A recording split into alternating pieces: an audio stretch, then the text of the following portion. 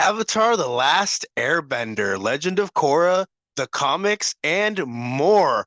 All this with my best friend of 20 years, the guy that has literally been with me through my life journey, ladies and gentlemen. This man knows me like the back of my hand, um, or the back of his hand. I mean, uh, my best friend, We have Alex Angelov, we have we, guys. we have hands. Yeah, we do have hands. What's Uh, going on, guys? My name is Alex. I'm coming to you from A&A Radio. What's going on? Crossover episode with N1, the End Zone podcast with the boy Nelson yes, Peralta sir. Vargas out here. 20 years of relationship, friendship right Bro, here. Knowing him 20 like the back of my years. foot. uh, Back of his foot. Jesus. uh, but yeah, man, we're here to He's discuss. got a Thank foot you. fetish. He really does have a foot fetish. All right, let's not talk about that. Let's You let's know talk what I'm about talking about? let's talk about Avatar: The Last Airbender. Oh man, I do like me them pinkies. There you go. There you go. All right, All right. Oh, all oh right. boy. We're getting off on a good start. There you go. Yeah, all right. All this and more on the latest episode of N1 from the End Zone, crossing over with A&A Radio Shout with out. your host, me. You know that's the King NPV. Now let's kick it. All right, let's get into it, bro. Avatar: The Last Airbender. Can you break down the franchise for me? Oh, all right. Well, that's a big order, but I can fill it. So pretty much Hey, Avatar: I The know Last you like to Airbender. fill some holes. Giggity. Avatar: The Last Airbender. All right. Pretty much revolves around a kid of all things, of all people. His name's Aang. Aang is the main character of the show, followed by Katara and Sokka. Three main protagonists, which later on we get introduced to another fourth called Toph. Her name is Toph. And this universe revolves around bending. There are normal people in there, right? Demonstrated by Nelson, right? You have four main elements: water, earth, fire, and air. Air. Um, with all these elements, there are these four nations: the Water Tribe, the Air Nomads, the Earth Kingdom, and the Fire Nation. Right? This universe has a big issue. The Fire Nation is trying to take over the world. They view themselves as supremacists, and they're trying to take over the rest of the nations. Right? Reminds me of a few people. Just reminds me of our history. Just saying Yes. Yes, it a does. lot, It does. It does a lot. draw from world history, right? And the People main are fucked up. Just saying. antagonist of this show is his name is Zuko. Zuko is a prince of the Fire Nation, banished actually by his father, the Fire Lord. Daddy was fucked up. Talk about Dude, he was, child man. abuse. Yeah, he was. He Talk gave him a about fucking child scar. He gave him a abuse. scar, dude. Oh, Yeah. what? How old was Zuko? I think he was 14. Yeah, it was 14. Yeah, it was 14. 14, about the 14 Child years old. sent to the freezing cold to Mm. find the Avatar that hadn't been seen in 100 years, ladies With and gentlemen. with his uncle, by the way, which was With his probably the uncle. best decision the Fire Lord has ever made. Uncle Iroh is the Best character, mentor my of the favorite main character. antagonist, Zuko. My Uncle favorite Iroh character. Just is the brother of the Fire Lord. He's the Dragon of the West is his name. Dragon of the West. Exactly. And his character is there for Zuko to be a mentor, to be his parent figure, father figure, if you will. And yeah, that's pretty much the show. Aang is trying to master all four elements so that he can defeat the Fire Lord, so that he does not take over the world. However, there's a time frame, and that time frame is followed by a comet called uh, Sozin's Comet. Sozin's Comet pretty much is an event that happens every 100 years, and this comet amplifies the firebenders abilities by tenfold. Okay, and we get to see that ability later in the show at the finale, which is crazy, by the way. It is fucking crazy. Okay, So the entire show takes span like it's 3 books, so 3 books, which is 3 seasons, but the entire show takes place in 1 year. 1 year, yeah, 1 The year. amount of growth you see these characters have in the span of that 1 year. Granted, it is like a 3-year process in like regular time, but the amount of growth, it's a beautiful show, ladies. I Really is, recommend you guys watching it. really is. Let's start off breaking down book one, bro. Like book one is my least favorite out of all 3 seasons, it is my least favorite season. But when like I but looking at the preview before we started shooting this, I noticed that there were a few like classic episodes that you have to watch if you're a fan of Avatar: Yep. The Last You Airbender. gotta. And I'm just like, wait, this was a part of season 1. Oh yeah. Yeah, there's some banger. Oh, There's some banger episodes. why did I? Oh, because I've gone back and I've watched the show thousands of times, and like I remember watching these episodes when I was Yeah. younger, and I've gone back and I've obviously rewatched Yeah, the entire episode. there's some pretty there's some fillers, there's some filler episodes. But bro, But bangers, dogs, like straight bangers. All right, bro. Let's start off with the very first episode. The Boy in the Iceberg. Do you remember that episode? I do. We just watched it actually. We're having it live right now. I think Well, we're not episode anymore. We're on episode 4, I think. Right? no, episode yeah, we Yeah, actually episode 4, yeah, episode Kyoshi 4. Warrior. Uh, Good boy, recall, bro. Boy in the Iceberg is the first episode. That one pretty much starts off the show with Aang in an iceberg.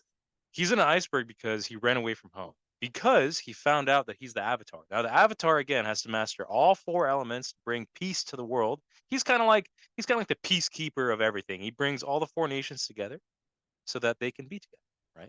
So imagine this: 100 years without that peacekeeper.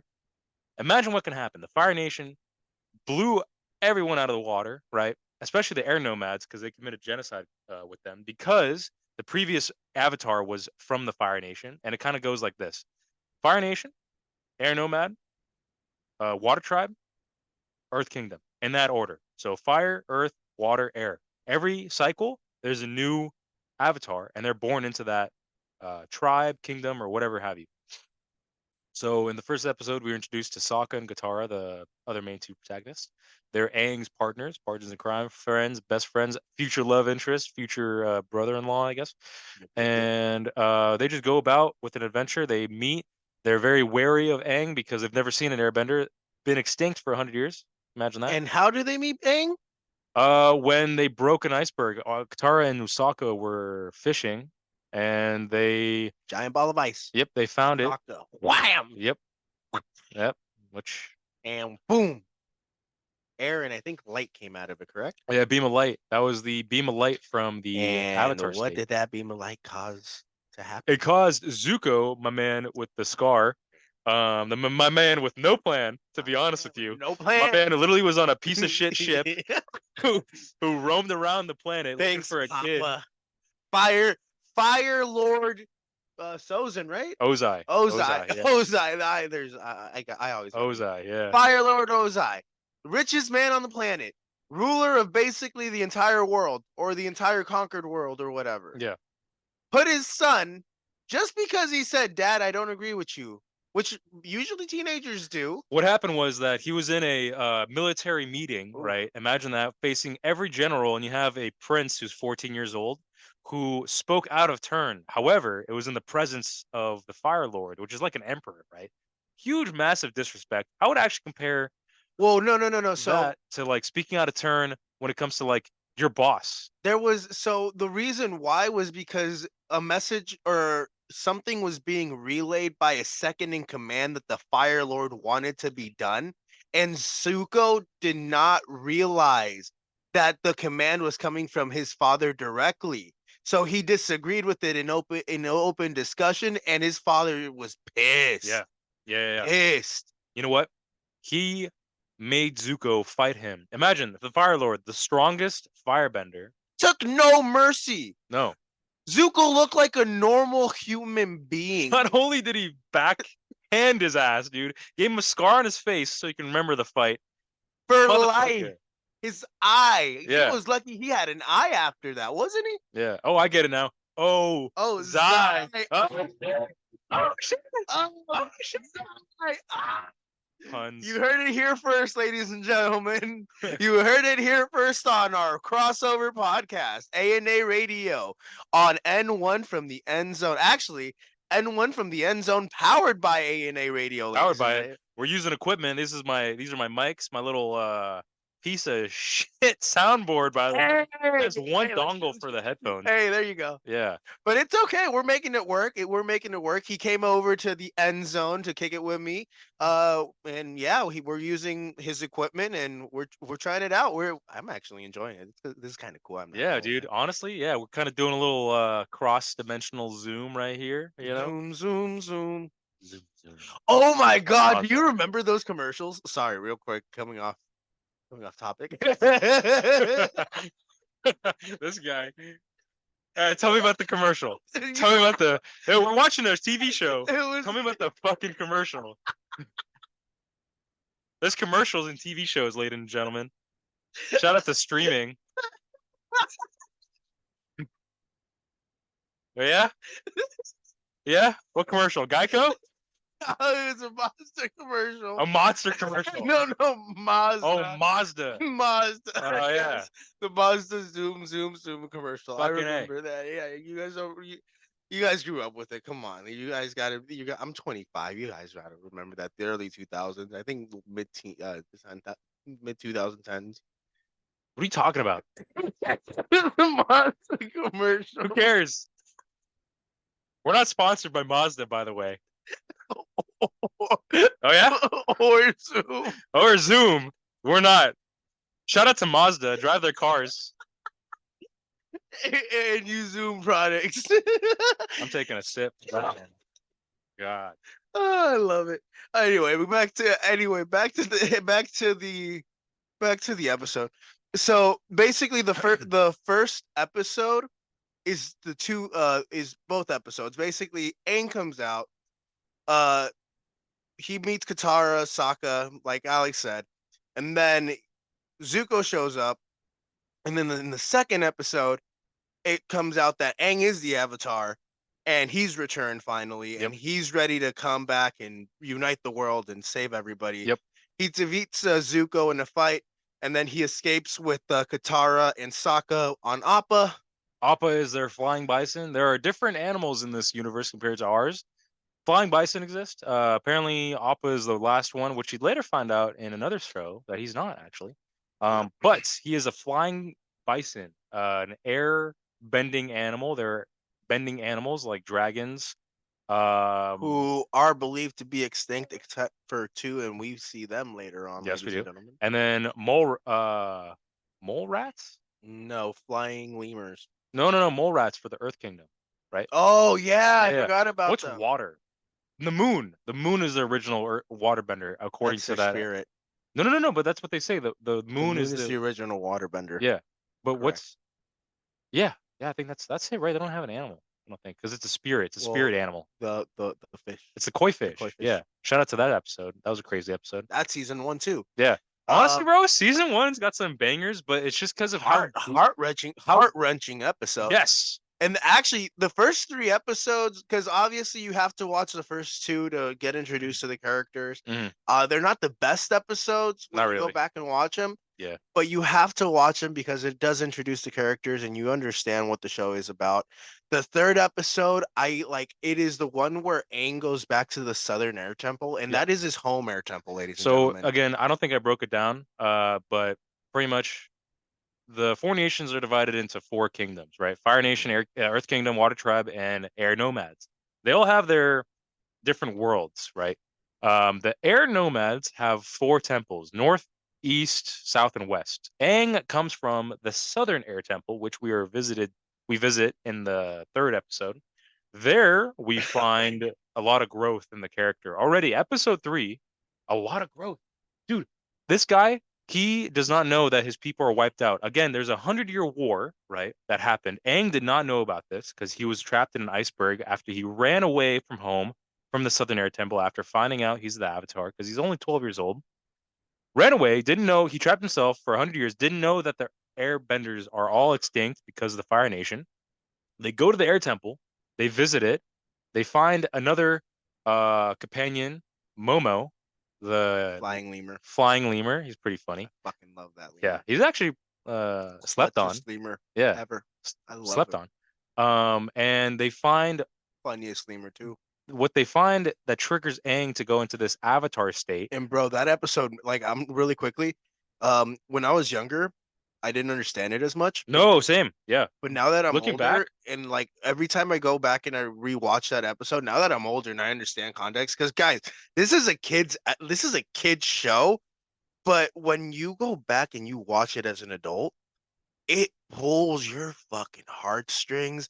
And this episode specifically, because this is the episode where Aang finds out that the Fire Nation wiped out his people 100 years ago when he disappeared, and they wiped them out because they were looking for him Can you specifically. imagine that?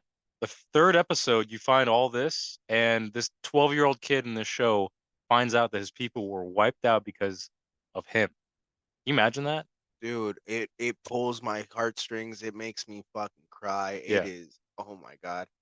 And it breaks my heart even more because like he sees the skeleton and the remains of Of Monkey Otso. Monkeyatsu. His mentor. He had a mentor growing up, Monkey It was Otso. basically his father figure. He was his father He was basically. raised, yeah, he was He raised raised by Monkey that Otso monk. raised him from a very young age, and he Yeah. was the one that told him, "Hey, you're going to be the Avatar." He was the one helping guide him in his journey to master the air element. And then when it came down to Aang going off to become the Avatar and mastering the other elements at the age of 12 to 13, I believe, he ran away, and this is why we have Avatar: The Last Airbender. This is a kids show, ladies and This is a gentlemen. kid show. Yeah, this is a kid show, man. There's genocide, there's murder, there's skeletons, there's flying lemurs. What the fuck? You know? What other episodes should we cover in season one? Well, let's talk about the King of Omashu, my guy. King of Omashu. King of Omashu is an episode where they go through this Earth Kingdom city. It's kind of like a city state that has its own kingdom. The Earth Kingdom is ran by a king. However, there's city states within the Earth Kingdom. And they go into this city, and lo and behold, they're captured by the king, right? The king puts them through three challenges, okay? While Aang has to go through the challenge, Katara and Sokka, his best friends, are trapped. They're trapped within the Earth King's clutches in these rings of crystals that encroach on their bodies. The longer Aang waits, the longer they're encroached on by the crystals. Aang has to go through these three challenges, one being getting a key through a bunch of stalagmites. I don't know what they're called in caves, but pretty much spiking. Oh, look, this episode. Wow, look at that. Yep. That's crazy. Yep. We're watching that episode. And the second challenge is him finding the king's pet, Flopsy, which is a big ass bunny gorilla, almost looking thing. Flopsy. Yeah, crazy looking thing. And then the third one is picking a fight with three warriors, one samurai looking guy, one gladiator, and the king. And Aang chooses the king. They fight. The king narrowly escapes Aang's clutches, Bro, but the king was like, okay, so when you first see the king, he looks like a hunchback old man oh yeah, because yeah, he's he clothed looks and he's tattered. covered, and Man's collecting 401k. he looked like he was retired. He looked like he looked like a homeless dude that you would see living on the subway streets. Okay, dude takes off the fucking robe. Yo, He jacked. motherfucker. Jacked. Yo, he P90X. was ready to go out there and whoop some candy asses, lay the smack it down, And ladies he's and natty. gentlemen. He natty. Boy, He Aang natty. was like, shit, when he Yeah. saw that. Yeah. So they have that fight. And at the end of that fight, basically, Aang, does Aang defeat him? I think it's a stalemate. They kind of go into like this fight. Aang creates a tornado, and the king, his name's King Boomy. King Boomy throws the Well, whole balcony. the king, The king, yeah. the king. Throws the whole balcony at him, and they pretty much fight to the point where the king is holding up a boulder, and Aang is like kind of pointing his staff at him, and the king congratulates him, and he says, "Good job, Avatar. You have Now, won this challenge." do you know who I am? And this is the twist, ladies and gentlemen. The king is over 100 years old, Yes, sir. 100 years and old. he had been Aang's best friend when he was 100 years ago, when Aang was still around 100 years ago, when the king was still 12 years old. So Aang's like, "You're my best friend, Boomy." And hello and behold, the king is like he just turns into a kid again. Yep. Aang and him embrace each other. like the king's like, oh, this is just rock candy, and he just takes a bite out of like the what was it, the ring that encased Sokka and Katara. Yeah, it's like creepy crawler. What are they called? I don't know. We're about to find out. Um, I don't know. I have no idea. It's like it's Who a knows? rock that like encroaches on a person. But yeah, he finds out his long lost friend, Is right, now the king of is now the Omashu, king of and he was Amashu. just a street kid. Yeah. When he was around, he was just a street kid, a lowly street kid, and now he was one of the strongest earthbenders on the planet. And this is episode 5, I believe, ladies and gentlemen. Yes. 5. Yep. You're Episode correct. 5. But Aang asks him if he could become his earthbending teacher, and Boomy turns him down because he says, I am not destined to be your earthbending teacher. I have other responsibilities, and you must still find out and master water bending. So once you master water bending and you have completed that task, you can come back and I will help you become an earthbender. But that never actually happens, ladies and gentlemen, and we'll dive into that later on. Then my friend Alex, so after that episode, bro, do you remember the winter solstice episode? I do. That was That also episode, legendary. This is a season. These season 1, episode 7 and 8 were both bangers, ladies and so gentlemen. this episode really just talks about it, kind of just points the show in the direction of where it's going, right?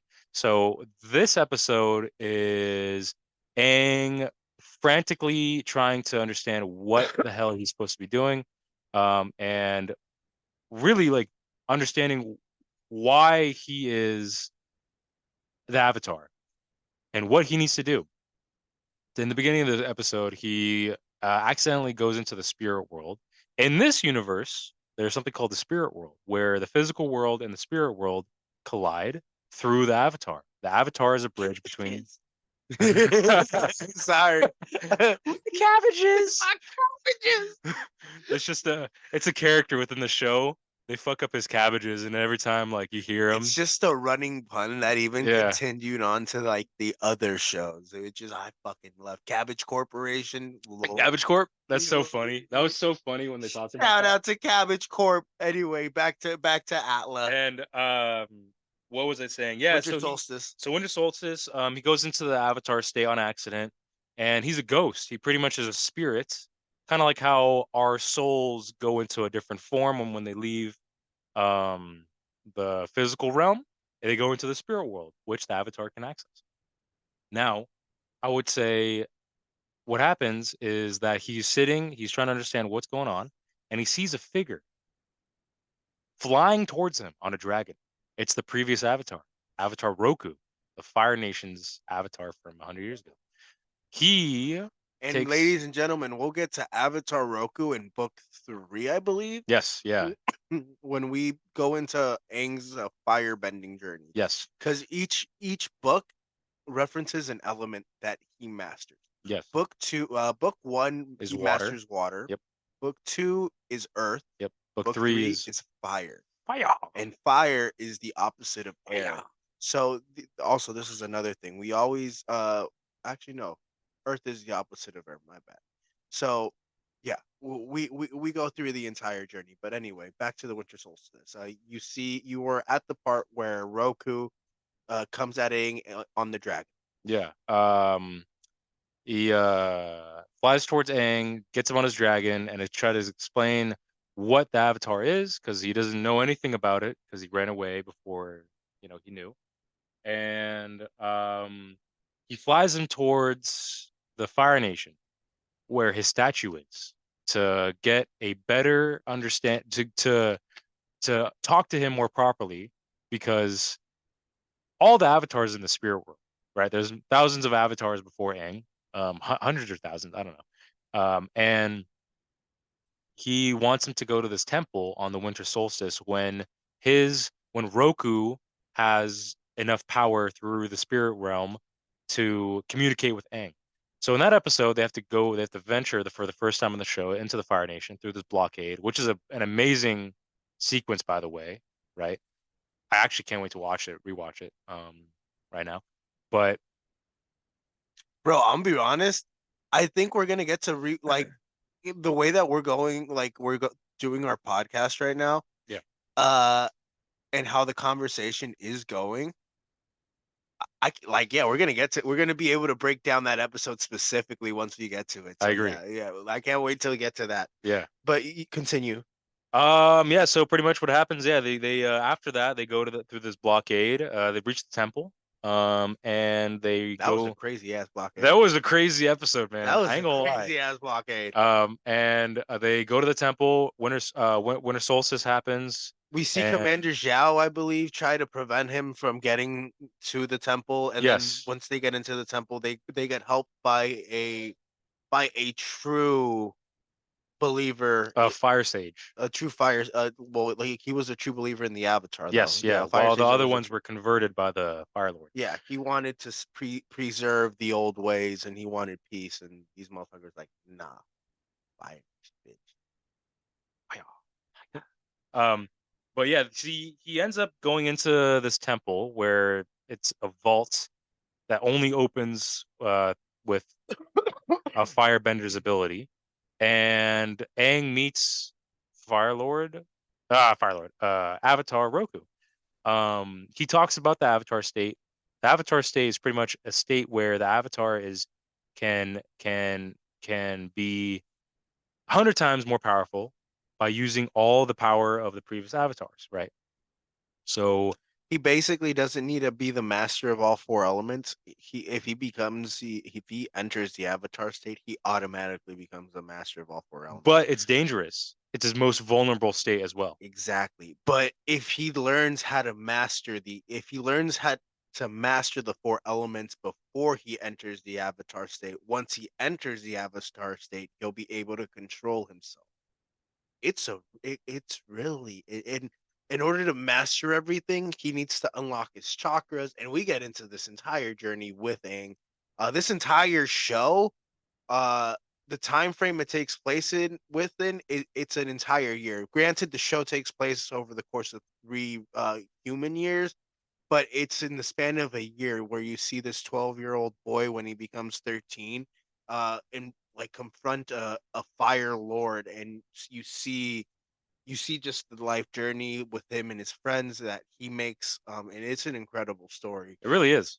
So he gets into the temple, the sage helps him, and then what happens? What happens is, as I said, he talks to Avatar Roku about the Avatar state and what he needs to do for the world actually to bring peace. What Aang needs to do is defeat the Fire Lord, right? Lo and behold, this is where the And audience, when does he need to defeat him? by the end of summer, by the summer solstice, that's when this comet that I mentioned previously, I believe, comes in Earth's atmosphere and makes every firebender alive 10 times more powerful. Again, you see that power later in the show, which is So insane. Aang has to defeat the fucking Fire Lord when he no, Before, a but hundred times powerful, my guy. 100 times. Okay. He makes it like legitimately. I think the that comic gives the Fire Lord like the power of like 1,000 or 100 suns. That's how they described it, I believe. Yeah. It's just an insane amount of power. That is You fucking crazy. you just have to watch it. Okay. He 100%. snaps his fingers like that. This entire fucking house. Yes. That's how much fire he knows how to Talks bend. about he talks about what he has to do. He has to defeat the Fire Lord before the comet or the world ends. The Fire Lord wants to take over the world, and that's how the episode ends. Really, I mean, that's just kind of it. They escape the temple. Temple explodes.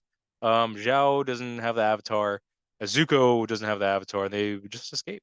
What's the next episode that like is really important? So we already basically broke down the episode where But by the way, I hate to interrupt. There's a lot of filler ones that we're not talking about because we kind of just want to get through it. no, fuck There's a lot of filler ones that also and again, are in again book two, there season are, two, book three, season and three as well. I'll be completely honest with you, ladies and gentlemen.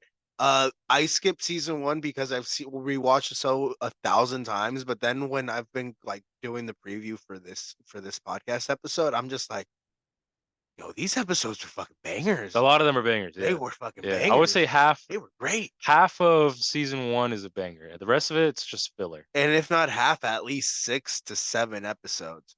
The next episode, well, we already broke down how Zuko became the Zuko that we know in book one, and how his father basically, because of the disagreement, gave him that scar. Mhm. The very next episode is the one where one of the antagonists of season one, General Zhao, captures the Avatar, captures Aang, Yep. and is holding him a prisoner. And I think one Fire Nation prison or fortress. And word gets back to Zuko that Zhao has captured the Avatar, and that doesn't sit too well with Zuko. So what ends up happening is Zuko takes on the persona of the Blue Spirit, and he penetrates that Fire Nation fortress. He penetrates. He penetrates it hard, ladies and gentlemen. Boom, boom, boom. Not using, Double penetration with those swords. yeah, because he doesn't use his fire bending at No, no, all. no, no. He He goes by Blue Spirit. the Blue Spirit. The Blue Spirit is Zuko's alternative, I guess, When he wants persona. to be a vigilante and not necessarily the bad guy, he becomes the Blue Spirit. He becomes a rogue. Yeah. So basically, what ends up happening is like he breaks into the fortress. He sees Aang. Aang is scared out of his mind because he sees this guy who is wearing a demonic mask, swinging these swords It's blue, by the way. crazy. It's a blue mask. Well, That's why it's called the the Blue Blue Spirit. Spirit, Yeah, it's like a blue that's what demon, I guess, or it's some demonic like a devilish dragon. mask. I think it's a demon. It's Yeah. a demonic, yeah. Yeah, I think you're right. It is a dragon, but it looks like a blue demonic dragon or whatever. Doesn't matter. So anyway, We um, have 7 minutes, by the way. that's fine. This is literally the first part, I believe, of the breakdown. There's going to be multiple parts in this episode where we're going to take a brief break, come back. But once we finish breaking down this episode, we'll take a brief break, uh, come back and shoot the rest. Yeah. So yeah. So anyway, back to the Blue Spirit episode. Basically, he breaks him out, cuts the chains.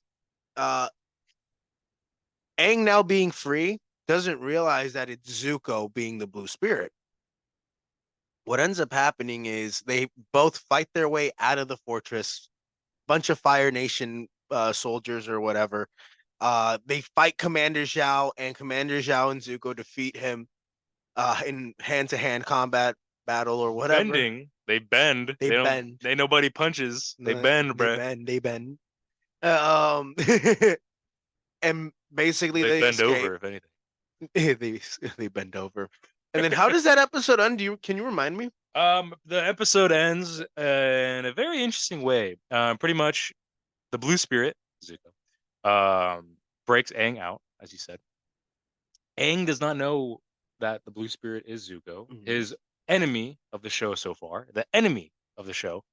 And as they're breaking out of the prison through a very glorious and wonderfully choreographed escape with ladders and airbending and a whole bunch of fighting, um, they as they're about to escape, as they escape the walls, the Blue Spirit, Zuko, gets hit by an arrow by one of the archers and collapses, gets knocked out.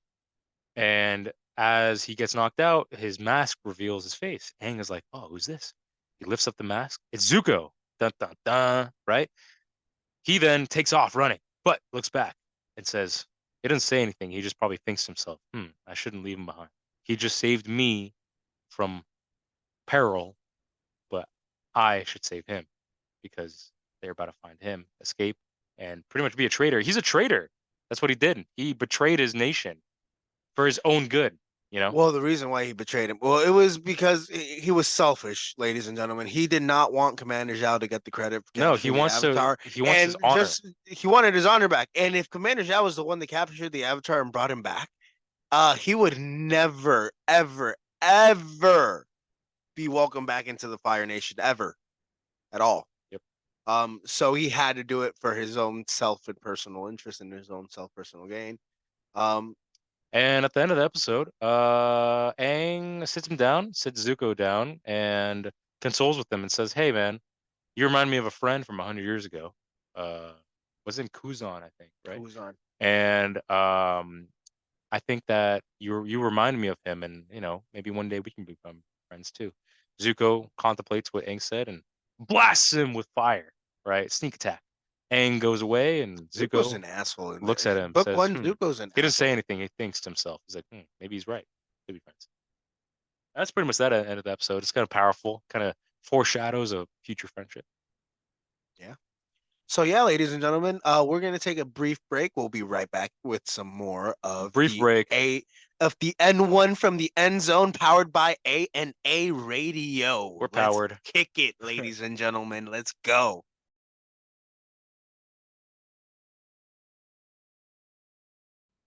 Ladies and gentlemen, boys and girls, whatever you may be, whatever you are, they, them, he, she, whatever.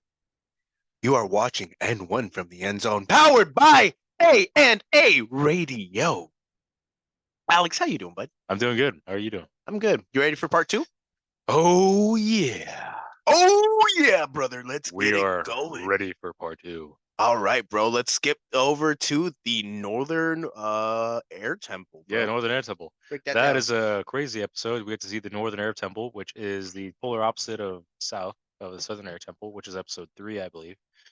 Northern Air Temple, we see the gang flying in through the clouds on Appa, flying bison. And we are greeted by a majestic temple. I love the art, by the way. The art in this show is amazing. Okay. The design of every background and foreground, amazing. Okay.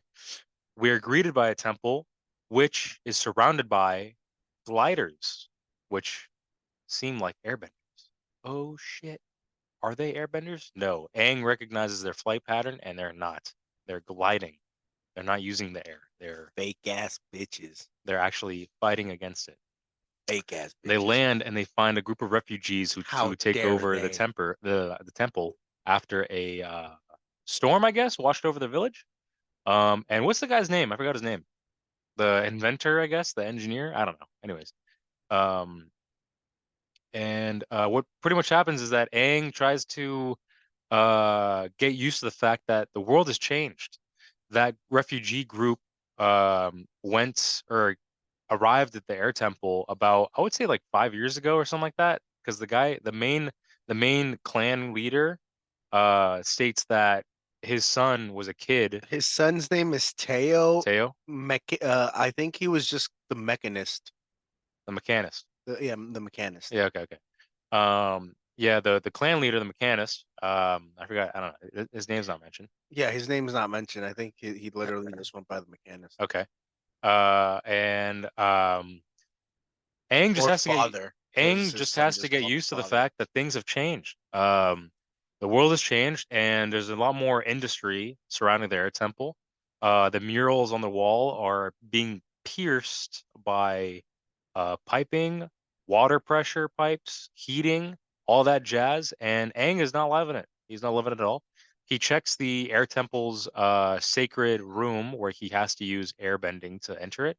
And lo and behold, he's greeted by a Fire Nation flag. The mechanic. I told you these motherfuckers were fake ass bitches. Yep. They were selling inventions to the Fire Nation. Fire Nation is coming through, checking up on the mechanist and his inventions, but lo and behold, the Avatar is there to stop them and foils their plan. However, the Fire Nation will attack. They attack the Northern Air Temple. However, the refugees and the Avatar gang, what is it called? Avatar Team Avatar? What are they called? Yep. No, that's the name. Team Avatar. Yeah, Team Avatar and the refugees fight the Time to go football. the Fire Nation. the Fire Nation, and they use all sorts of methods, gas bombs, stink bombs, slime bombs, all that. Really, another really cool segment. Shout out to this episode we're watching, Winter Solstice Part 2. This is also a really good action scene. That is also another action scene that's good from season 1.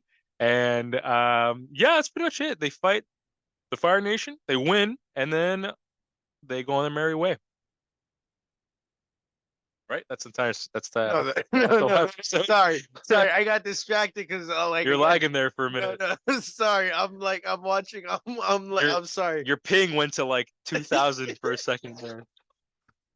Sorry, my bad. I got distracted because again, That's like We're 2G internet. watching Winter Solstice, and this is one of my like favorite episodes of season one. Actually, probably my favorite episode, considering that a lot of like the episodes from season one weren't that great. Yeah. There's only like the ones that we're going over were the standouting ones. Out of those, There's a lot of filler, the as we mentioned. yeah, There's some fillers that we kind of skip through. Honestly, you don't really need to watch them. The characters do come back eventually, but they don't really make a big impact on the show. and to be completely honest, out of the ones that we're mentioning right now, this one in particular is one of the top at least two that stands out to me. Like right now, Aang is literally about to like airbend a hole through a firing ball of like Cannonball. a firing cannonball that was catapulted right at him and break through the Fire Nation barrier and get to the Fire Temple Yeah, the temple, yeah. to be able But to get to talk to Roku. you And know what's guys, even a this better episode's episode? great. You know what's even a better episode? The Which one? finale. I don't know about that. The finale. What are you The talking finale. about? I mean, the great thing about the finale of season one was that it was the finale of season one. Yeah, exactly. I was so sick of it. I'm like, I was done. finally. I was done with the filler. I was done with the bullshit.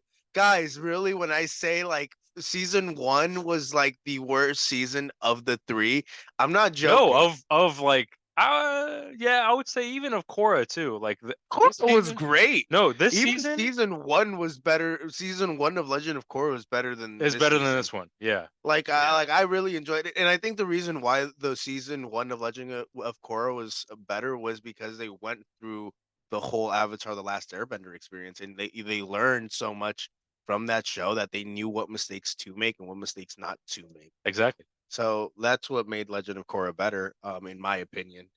But when I say better, I mean better than season one. I personally think Avatar: The Last Airbender still is a much better show than Legend of Korra as a whole. But that's just my personal opinion. Let's move on. Yeah, let's move on to the finale, and we're moving on to the finale because literally it's the finale. The finale, pretty much, just to sum it up, there's a lot of stuff that happens. Sokka fancies the water tribe, uh, Northern Water Tribe princess, I guess. So pretty much they make it to the Northern Water Tribe. They meet the tribe leader, I guess, Mhm. and one of the head generals of the Water Tribe's army. That The king. what's his name? What's the guy's name? The Water Tribe guy, the master. I forgot his name. Oh, the teacher? Yeah, Pyko or some shit. I'll check right now. Anyways, But he used to date Katara and Sokka's Paku? grandma, Yeah, Paco. Paco, right? Paco, I think it's Paco. Anyways, yeah, so they go to the Water Tribe, Northern Water Tribe, and what happens is that the Fire Nation Master Paku. is building an attack against the Water Tribe, right? Thousands of Oh, and ships. really quick, before we get like before the finale happens, like Master Paku was a fucking straight up sexist. He did not want to teach Katara how to be a fucking waterbender, No, and no, no. the only reason why was because he was still in love with their grandma, and he wanted to bang her again. Like I'm just gonna be blunt. No, bro, absolutely. He Like remembers that's the that. only reason why Yeah. he embraced Katara to be Hey a man. waterbending. Hey man, And that bro, motherfucker's old, shout out to okay? Katara, bro. Katara is one of the greatest waterbenders in the history of waterbending in the show or in general. I don't know what other like just in general, Katara's goat. But fucking yeah, this motherfucker, fuck him. Real talk, just fuck him. Yeah, he's a sexist. He Sexist did not ass want to motherfucker. train Katara because she's a woman or a Hmm. girl, I guess, because I guess she's like 14 or 15. And she slayed all of his students Oh yeah, 100%. without being taught anything. Yeah, yeah, that's Facts. insane, right? Yeah. And So then the Fire Nation attack the Water Tribe, Northern Water Tribe, and they come up with a plan so that Aang can connect to the spirit world. However, the Northern Water Tribe has a portal with the ocean and moon spirits as koi fish, as the yin and yang koi fish, right? They're swimming in a pool. and Zuko's a motherfucker in Yes, this Aang episode. goes into the spirit world, seeks help from the spirits, and wants to know where they are, but he doesn't know that they're right in front of him, the koi fish. Zuko comes in, right, tries to grab Aang, however, is shit on by Katara, as the moon makes Katara them straight up a fucks lot him up. better of a bender, right? The moon makes waterbenders bending But then what a happens? lot more better. And then while the moon makes them better, the sun makes the firebenders better. So as night turns into day, Zuko shits on Katara and takes Aang from them and That's goes. because the koi fish got slaughtered, right? No. He just happened to defeat Katara, right? No, the koi fish got slaughtered. No, no, Remember? no, no, no, no, no, no. No, that's so they came back and then Oh yeah, he yeah. took. Because the night came in today, and then Zhao came in, and then Yes. he slaughtered the fish. No, he didn't slaughter. When the night when so that day No, because came. who grabbed the bag and who the No, because fish? remember. Okay, so listen to the Who fire roasted the fish? listen to this. Okay, so Zuko defeated Katara, Mm-hmm. right? During the day. Zuko took Aang, right? And then it became nighttime, Mm-hmm. right? And then that's when Zhao, the other antagonist, actually the main antagonist of season one, Mm-hmm. his secret plan was to defeat the water tribe by taking the moon spirit from the water. And now the moon spirit is a koi fish, right? It's a white koi fish, and it made the moon into a lunar eclipse, made everything red, right? And the moon is important because it's a spirit. Uncle Iroh comes in. He honestly throws some logic into the fire. The moon is needed by all nations, right? It's a spirit. It's a main Tui spirit. La, Tui and La, right? Tui and La. Yeah, so Tui and La are the moon and ocean spirits. And they eventually Team Avatar goes back and confronts Zhao at the temple, where the oasis as they call it. And through his anger, when Zhao releases the moon spirit, he blasts it with fire, killing the moon spirit. There's no moon. Imagine that, right? No moon, everything turns pitch black. Iroh completely destroys Zhao and his troops in that oasis. I think it's like 10 troops. Who was the one that killed Zhao, right? Yeah, Zhao killed the moon Yeah, spirit. yeah, yeah. And so, but what we find out is that Sokka's girlfriend, the princess, as I mentioned before, was touched by the moon Princess spirit. Yue. Yue. Princess Yue was touched by the moon spirit when she was a baby because she wasn't going to live as a baby, and her parents, the tribe leaders, And put her in the also, she oasis. wasn't supposed to be with Sokka. Just like she was supposed promised to somebody else, but she was in love with Sokka, and She that a was his hoe. girl. She a hoe, She man. real hoe. She a hoe, bro. She She a the hoe. moon. She a hoe. She a She a hoe. hoe. Mm. She a hoe. She a hoe, ho, ho, ho, ho. She ain't Santa. She a hoe. AMC Alex, ladies and gentlemen. Uh, A&A Radio. let's All get right, it. let's get it. Bow, bow, bow, bow. All right. So anyway, continue. Uh, what we're saying, yeah. So Zhao killed the moon spirit. Aang, triggered by this, goes to the ocean spirit and joins forces. He pretty much makes a koi god, slays all the Fire Nation ships, Fuck him up the ass. eventually gets Zhao, right? And Royal as vacation. Yue, what is his name? Wow, Yue? That was a dog pound moment. What's up? Yue? What's your name? Yeah, you. Yeah, Yue. The fuck is this guy talking about? My goodness. Um, Yue steps into the pool or like oasis that they're in and gives her life for the moon, and the moon survives, and Sokka loses his girlfriend, the moon. It's so funny. What are you talking about? Sorry, Dog Pound was a movie. And oh god, I don't actually just continue. I don't want to talk about that right now. Oh my God. Because it's like it's a really bad movie and I said fucked up the ass. And it's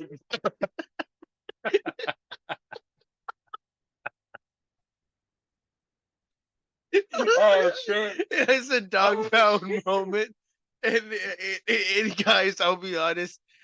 Like that movie. It's a very serious and it pulls at your heartstrings and it makes you cry. It's a very emotional movie.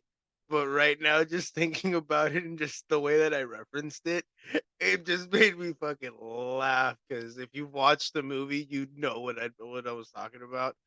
And yeah, Yeah. it's about a You know what I juvenile. remember? Remember about that? What? Continuing this fucking conversation. Continuing the conversation. My God. All right. All right. So yeah, that's the end of season 1 actually. The moon spirit's back alive. The princess dies. Zhao is taken away by the ocean spirit. And Zuko and his uncle betrayed the Fire Nation. Zuko fought Zhao at one point. And yeah, Aang just he knows waterbending now. He knows waterbending. Two down, two to go. And that's pretty much it. That's pretty much season 1, book 1. Yeah. Yeah, book 2. Book 2 is a lot better, I would say, is the second best. When I was watching it as a kid, I thought this was like amazing. Amazing Oh, television. also, don't forget that at the end of book 1 is when we get introduced to Azula. No, book 2. Book 2 is the Azula. No, at the end of book 1 is Azula comes in. Oh yeah, you're right. At the very At end, the very end, you we get see to see Azula. Azula. Azula is Zuko's Sister. sister, Yep. the princess of the That's Fire when Nation. Fire Lord Ozai is like, your brother has failed me for the last fucking time. He is a fucking failure. You must come and you must redeem the family. You. You. Hey. No, anyway. So yeah, you must go and redeem the family. And that is when we get psychotic bitch Azula. Mm. That bitch is crazy, Yep. guys. Book 2 definitely starts off kind of wild. The Earth Kingdom wants to get Aang into the Avatar state at will, but they do some pretty messed up stuff. They pretty much torture Katara and triggers Aang because that's his love interest, and he goes into the Avatar state. Well, no.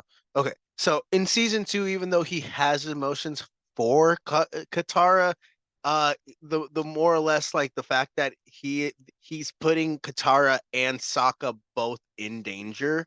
Nah, mainly Katara.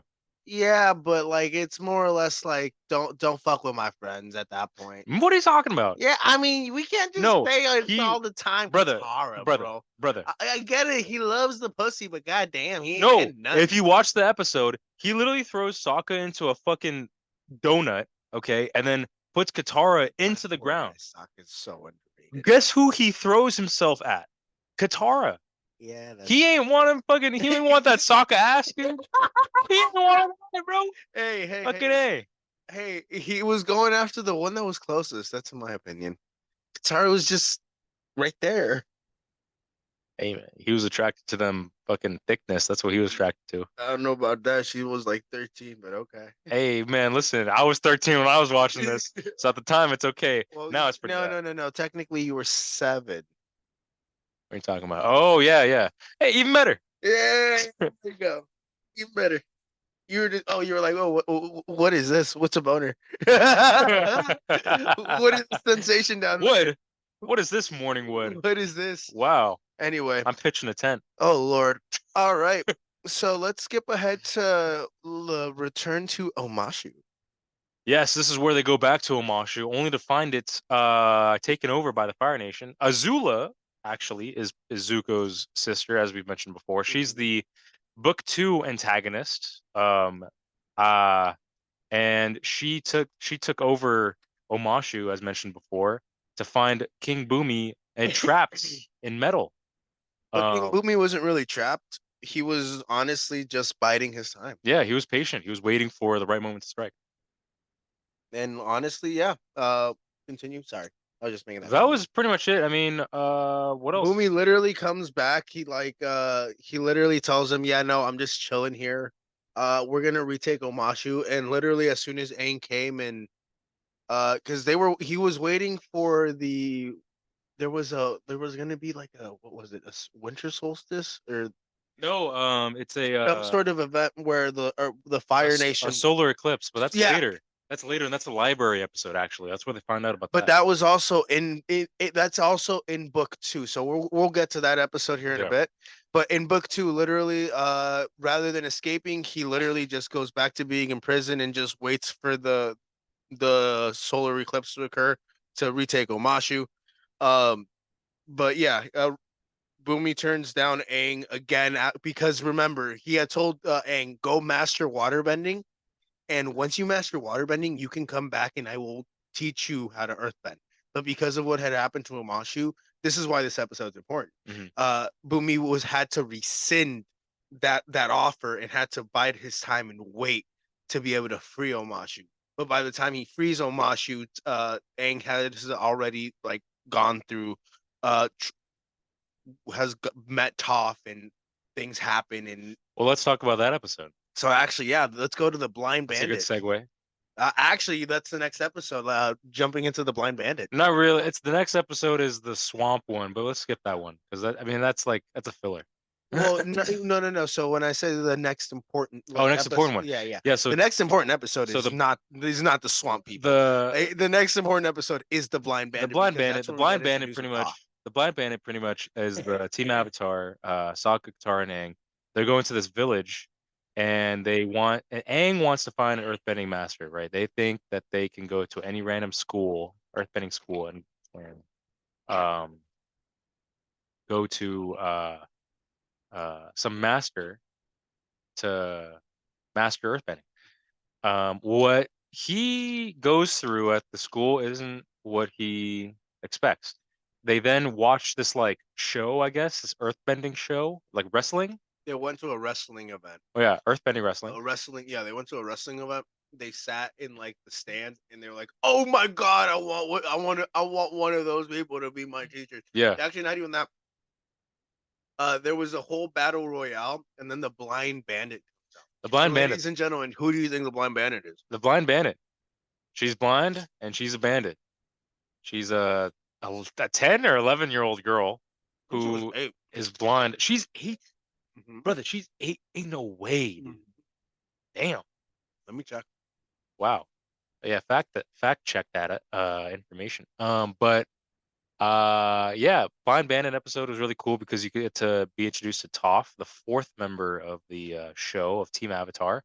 As we mentioned before, she's really cool, super hard-headed, really immature, and does not like playing by the rules because she was 12. She was 12, okay. And she was a 12-year-old blind little girl beat that ass, guys. Yep. She beat that ass. Yeah, that was also a really good episode. Masters. That was a good episode. You know who she learned how to earthbend from? What? You remember? I know, but the audience doesn't. The moles. The mole rats. Yeah, mole rats, man. As mentioned before, we talked about the animals that can actually bend, and I guess be spirits. I guess. She learned from mole rats how to. So mole rats can earthbend. Appa can airbend. Dragons can firebend. And then the moon is the waterbender. Moon is the waterbender, or I thought it was the polar. No, it's the moon. The moon is the original water. I guess the moon is the original. Yeah. Shit, dude. What else? Yeah, that's pretty much it. So that she joins the team, and vows to bring earthbending to Aang's knowledge through a lot of difficult and soul-searching tasks that Aang has to go through, pushing a boulder, lifting boulders, and breaking boulders. And that was a cool episode. That was kind of a self-development episode as well. What is it called? The Earthbending Teacher or Master or some shit? No. That episode was called The Blind Bandit. No, but the one after that. Oh. Because that was also kind of cool too. You get to see like Aang Earthbend for the first time. There's one right after. Bitter Work? Yeah, Bitter Work. That one also was really cool. That wasn't right after. That was like 2 episodes later. But yeah, no, that's the first time you finally got to see Aang Earthbend. But you forgot to touch base on like how like Toph had to run away from her family. Yeah, because they were against her even earthbending. They didn't even know. So the Blind Bandit, the wrestler, she was basically living a double life. She was at the she was escaping from her house because she could feel vibrations. She could feel the earth. She could feel everything with her feet. Basically, she was living a double life as a as a wrestler and a daughter or whatever, and basically, um, Aang followed her, found out who she really was, offered her to become the teacher, and then she accepted and lied to Aang and the team that her parents were completely okay with it, and then her parents sent bounty hunters to go and find her. And then we get bitter work where Aang is finally able to become, or finally able to earthbend for the first time because Toph has basically put him in through like a grueling amount of hard work Mhm. and dedication, and yeah, he finally like gets pushed to the limit where he finally stands firm and earthbends for the first time. Yep. The next important episode though was, I believe, the library, because that's when they find out about the solar Ooh, eclipse. that was an That important was the episode. best episode. Pretty much they go on this adventure to the desert, and they meet this professor who talks about this like ancient spirit library, Mhm. and it's buried in the desert, right? So they go to the desert, they find this pillar. Lo and behold, it's a big ass library. They go inside and they meet Washington, I think. Washington, all right? Mhm. The keeper of knowledge. It's an owl, by the way, an owl spirit. They Team Avatar asks for permission to go through the library, and what they find is a secret to defeating firebenders is a solar eclipse on a certain day that's coming up in the future, a couple months. And yeah, they use that information to stage a plan to make a plan to go against the Fire Nation. Washington finds them eventually, right? And pretty So much yeah, he basically brings finds down them. the library. He brings down the library, but while Excuse me. all of this is happening Uh-huh. in the on the surface, Appa gets like in the like these next two episodes are so crucial to the They are. season Honestly, because every Appa single gets, episode, not like every single episode, but this is why season 2 is so much better than season 3. that season 2 is better than season 3. No, I'm sorry, season 2 was better than season 1. My bad. Season 2 was better than Mhm. season 1. My bad. Them lays get into your head, boy. Yeah, they really are. Mhm. These are bomb, bro. Lays. Shout out to Lays. Mazda, Zoom, and Lays. The sponsors of this episode. Uh, Fucking A. Mm. But yeah, so Toph is trying to keep up the library because Washington found out that they were stealing information about the Fire Nation. But these fucking It's- sand bandits come out and yeah, fucking abduct sand Appa and take benders. Yeah. sand benders. Yep. Well, sand bandits because they fucking come out of nowhere, abduct Appa and take him away. Take it Aang away. comes out, bro. Aang is fucking pissed. Yeah, dude. Appa's gone. Apple's gone. Appa's gone. Appa's a spirit animal. Yeah, Appa's his soulmate. his soulmate, his animal, Appa's been with his him best for friend. 100 years. Yep. 100+ years, because he got him when he was a pup. Yep. Or whatever you want to call him, a baby. Like a calf, I guess. Yeah. A calf bison. Yeah. Yeah. So That's fucked up. And then after that, they have to like trek through the Serpent's Pass to get to finally get to the capital of the Earth Kingdom, and when Bossing they say get to the capital, what do they find? the The Fire fucking Nation drill. is trying to attack Bossing say the capital of the Earth Kingdom. Imagine that. But the Earth Kingdom is actually unaware of this. They're trying to hide that. So they managed to defeat the drill, right? They're trying to drill through. Bossing say is like a impenetrable city. It has multiple walls, and so the Fire Nation devised a plan to build a drill And that will halfway through the break season, through the wall. and let's not forget, like halfway through the season, Aang has mastered earthbending enough to the point where he can create objects with his earthbending. Yes, that is true. Yeah, he made a body of armor actually. Yeah, Yeah. he was able to use like his earthbending, his waterbending. So he's got a very good repertoire or a good All in understanding. like 6 months. Within 6 months. Yeah. Within the first 6 months, and he defeats the drill. The king of Bossing Say doesn't know, but there's this the what are they called? The Dai Li. The Dai Li, that's It's like the secret CIA. society. It's like the KGB of Yeah, the the Bossing secret say. society of Bossing Say. They Yeah. hide everything from the king. Um, they take everybody to this secret underground like tunnel society or whatever prison, Yep. and they wipe people's minds. Yep. It's crazy, dude. Bossing say has like some crazy shit. It's a lot of conspiracy, a lot of corruption, really. And what Azula, shout out to Azula, we haven't really been talking about her. She managed to infiltrate the Earth Kingdom and take over the Earth King's position with the help of the Dai Li. The Dai Li were helping the Fire Nation. Can you imagine that? But all this was happening as Zuko and his uncle were running away. There are actually two different storylines. Aang's Team Avatar, right, and Zuko's development. They pretty much were traitors to the Fire Nation. Azula was hunting them. They were refugees of the war, right? They had their own little journeys. Zuko went off from his uncle, and it finally came back to him. And they managed to get into Ba Sing Se, where they worked at a tea shop, right? All this in like months, right? 3 months, right?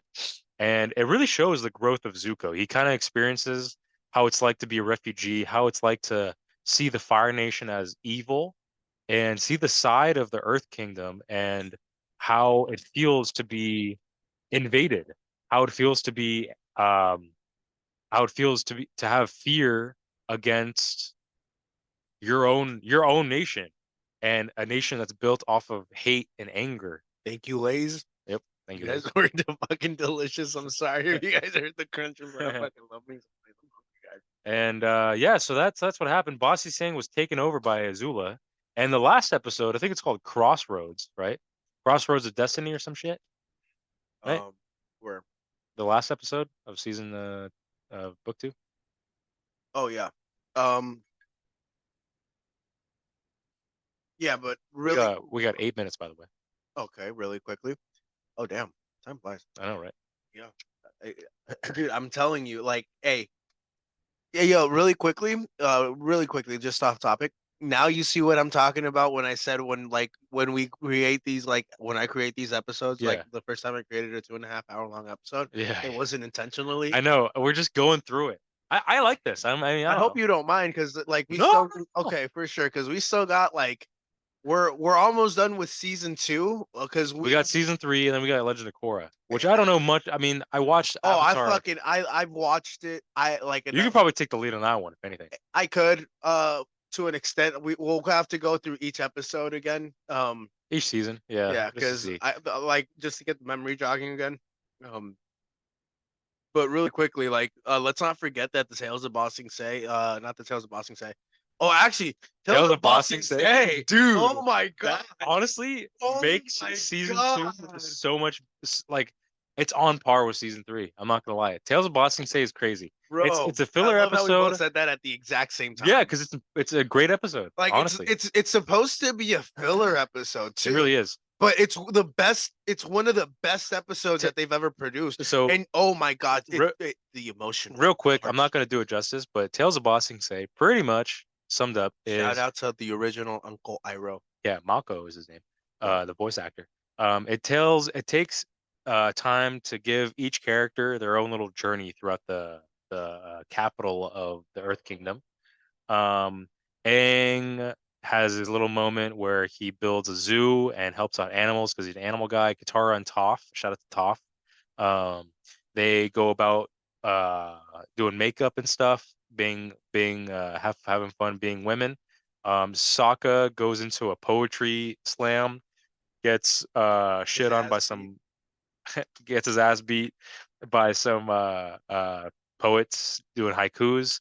Zuko goes on a date, and Momo goes and tries to find Appa, but he doesn't find him, but he finds his footstep. And so that means Appa's in Blessing Bossing Say. say. And then the best part of this entire episode was Uncle Iroh's part, where it showcases him going through the city, buying things for a picnic, which turns out to be a memorial for his dead son. Bro, that made me fucking cry. Yeah, it was Made me fucking Leaves cry. on a Vine is the song, and it Oh, honestly it's a tearjerker. I'm not gonna lie to you. That was the first time as a kid, animated TV show made me cry. I was this is a legit kid sad. show, This is ladies a and kid show. gentlemen. This is a fucking kid show that every adult should watch. Okay, this is a really good Guys, show, this show can teach your and kids a and lot. It could teach you a I'm lot. not gonna lie to you. There's probably been like maybe one or two shows that have maybe reached the par that this show has set. But honestly, this is how you do a show. This is how you do a show properly and correct. Um, have 5 minutes. Yeah. So, yeah, I mean, Crossroads of Destiny is the last episode. We get to see Wait, Azula. but hold on, bro. Don't forget about Appa's lost day. Oh, I mean, Dude, so that one I know shows. you want to skip to the end, but like Appa's lost days, you can't forget about like how we lost Appa, and then we see everything So, that so what's happens it to about? him. Talk about it. What's it about? What's it No, about? just really Really, quickly, real quick, real quick. just really quickly. Like we see what happened to Appa after he gets abducted, and how the Kyoshi warriors from season 1 make a return Yep. and basically take care of Appa, bring him back. All of that just so he ends up in Bossing Say again, and then the Daily capture him. And then that's how Momo finds Appa's footprint, because the Daily, well, when Appa landed, he left a footprint in Bossing Say, and then they abducted him and took him underground and took him to the secret society, But and guess that's who freed him? Guess who freed him? The Blue Spirit. ooh. Ooh. Ooh. Oh, actually, before the Crossroads of Destiny, really quickly, the Guru to unlock the Oh yeah, chakras. so the Guru, that's a good episode too. Damn, dude, season 2. The Guru is an episode where Because Aang. he doesn't fully unlock his chakras in season 2, remember? No, no, he doesn't. He goes to the Guru and then he leaves the Guru and then he goes back to Bossing Say. Real quick, because we're running out of time on this video. The Guru is an episode where Appa had a note attached to him from this guru, an Indian descendant person. Actually, the Mm-hmm, first one of the first Indian people in this entire show. mm-hmm. Um, he attached a note explaining to Aang that he can help him unlock Unlock his chakras. chakras so that he can access the Avatar state at will. Aang goes to the Eastern Air Temple. We were greeted to the beautiful Eastern Air Temple, right? Where Aang first went to actually get Appa, right? That was shown in the days of the Lost Days of Appa, or Yep. whatever that episode was. And Lake Lao guy. so they go through the chakras, body, mind, pelvic, neck, whatever type of chakras there are. But the last one, the mind chakra, stumped Aang because he was supposed to give up. You're supposed to give up something and and also take in Aang something. refused to give up Katara, and that's why he like, yeah, Yes, he refused. The mind chakra is blocked by love. love, and he refused to give up Katara because he loves her. And that is where, as mentioned previously, the love interest is finalized, right? And after that, what happens? Real quick, because we're running out of time. No, then after that, he ends up leaving and going back to Bossing Say. We get the Crossroads of Destiny where he finally faces off against Azula. And then Zuko has a choice of either joining his uncle and leaving everything behind, And joining or Team Avatar, right? no, not necessarily joining Team Avatar, just leaving the life behind of Oh, being a and doing their like prince, tea, like just the doing the tea business yeah, and yeah, yeah. living in Bossing Say, living a happy, normal lifestyle, or returning back home with Azula and joining the Which Fire is a Nation, powerful episode. It's which is really a very powerful. powerful episode Really because does. It's a Zuko betrays his uncle, and yep. Zuko basically betrays his uncle and joins Azula and goes back to them, And what happens to Aang? He tries to goes into the Avatar state, and he and gets he gets shocked by lightning lightning bolted. up Firebenders the can also ass. produce lightning, by the way. They Boom. can do that. It's a form of plasma. Yep. And when they're about to escape Bossing Say, Katara rescues Aang, and she uses this spirit water from the North Pole, miraculously heals Aang, and season 2 is at an end. We Yeah, have basically she fell. less than a minute left. Yeah. We'll continue Really this quickly, on later. really quickly. He fell, got on the bison. She healed him. He survives. And then you'll hear from more on book 3 here in a bit, ladies and gentlemen. Stay tuned for N1 from the End Zone, powered by A&A Radio. All right. See you Let's guys later. go.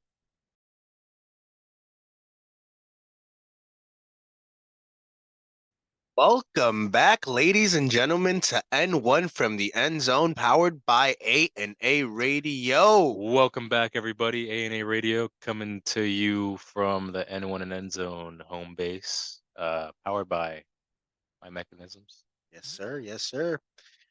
Hello, Senor Alex. Hello. We're entering season 3. Season 3 or 3. We Yo, I know, promise. We guys. I promise know, we'll keep this guys. short. I know the episodes have been like, or not the. Well, technically, we're gonna break this into 3 or 4, depending on how long it goes. We're gonna break this up. It's not just gonna be one episode. Um, Shout out to BBE Mats, by the way. I promised my coworker to say that. Shout out to BBE Matt.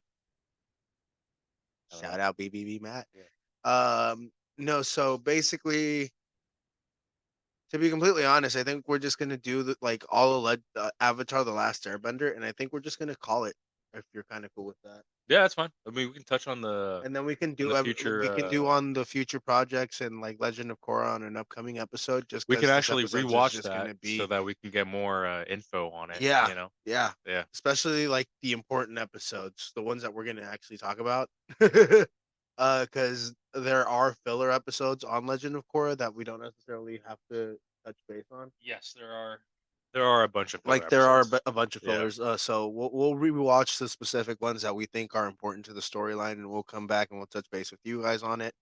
Um, but yeah, like this episode again, it's probably going to be like an hour and a half long, and that's totally fine. But we're just going to talk about Avatar: The Last Airbender, and then we might actually talk about the upcoming projects, but that'll be in this video if Yep. we have time for it. Yep. So Alex, let's just dive into season 3. Season 3 starts off after season 2, of course, where we see that Aang is alive. Aang is alive and well. He has hair. Afroing. Afro Aang. Honestly, it's kind of hilarious. I love We it. see Aang. The Fire Nation think that he's dead. From what Sokka tells us, Sokka has more hair now. Katara has more hair now. Um, Everybody's older, even though it's been like a couple weeks. They just aged them like a lot. From what I noticed, and I think Aang is like 14 at this point, but he kind of acts like a lot older, to be honest with you, because he's been through a lot this past year. Well, he was Um, 12 when it first started, so he's 13 13. probably now. Yes, yeah, And I'm it wrong. only takes a year. Yes. Um, The Awakening. The Awakening is the episode. You get to see Aang pretty much dealing with the fact that the world thinks he's dead, how he thinks he failed the world, which in a sense he kind of did. He was selfish in the fact that he didn't let his chakra empty out and let go of his love chakra. And he's just trying to fight his inner demons in that realm, but his friends are there for him. They try to find him. He escapes the Fire Nation ship that he and his friends took over, and escapes the or runs away. Actually, shout out to season 1, and goes to the Fire Nation island that is the Crescent Island that we talked about. That is on the Winter Solstice episode where Roku's temple is. He goes back there and he finds his glider that he used to parasail all the way over there. He finds his glider that is broken, and since he found it, he actually states that I should be in secret. I am accepting the fact the world thinks I'm dead. This is a good thing because of the solar eclipse that's going to happen and the secret invasion that they're doing. And yeah, he burns his staff that we've been accustomed to these past couple seasons, and cementing the fact that he is dead. The Avatar is dead, but he's not. But the world thinks he's dead. So I'm gonna skip ahead to the first 3 episodes, Yeah, or 3 consecutive episodes that I actually think are those important. those are proper filler. I just like those just because it's like it's Fire Nation, and it's interesting. But Wait, which one? no, I think that it's interesting because it's like Fire Nation shit. No, which episodes? The second one, I think Oh, the headband yeah, that one's and the pretty. painted lady. The one I was actually The gonna talk painted about the was painted lady was ass. I'm not gonna lie. okay. Yeah, That was that was that was legit so ass. actually Season 1. so no offense, I was gonna actually skip ahead to season 3, episode 4, Sokka's Master, because That one was a good episode. I thought that was actually influential to Sokka becoming who we know. Yeah, let's talk about it. Um Sokka like finally found somebody that could teach him how to become a master of swordsman, or just the master swordsman, because we've always been accustomed to him being a hand-to-hand combat boomerang specialist, but he wants to move away from being a boomerang specialist, and now he wants to learn how to use a sword. Yes, Sokka's main weapon of choice throughout the series was a blunt, I guess a knife, a machete, and a boomerang.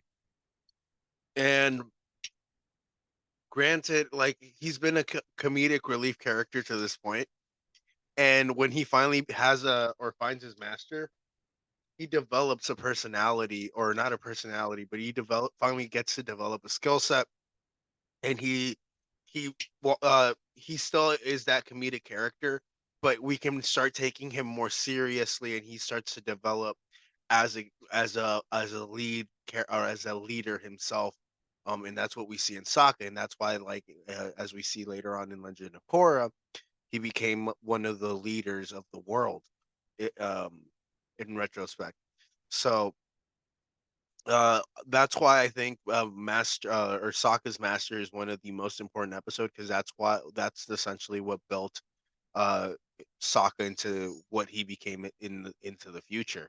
Mm. The next episode would probably be the beach, because we get a take back to Zuko and Azula and Mai all being going back to their childhood.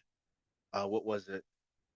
I would say It was that a childhood island, right? yeah, The childhood vacation house. that episode revisits the or visits the notion of the antagonists of the show, Zuko, Azula, and Him and his sister are finally on the same page. yes, Zuko is dating, I think, Tylee, not Tylee, May. Her name's May. Zuko throughout this entire time, episode 1, 2, 3, 4, and 5, has been with the Fire Nation. Since he took Azula's side, Remember, he betrayed his in uncle. yep, in book 2, last episode, he's with Azula now. Like they're in good terms.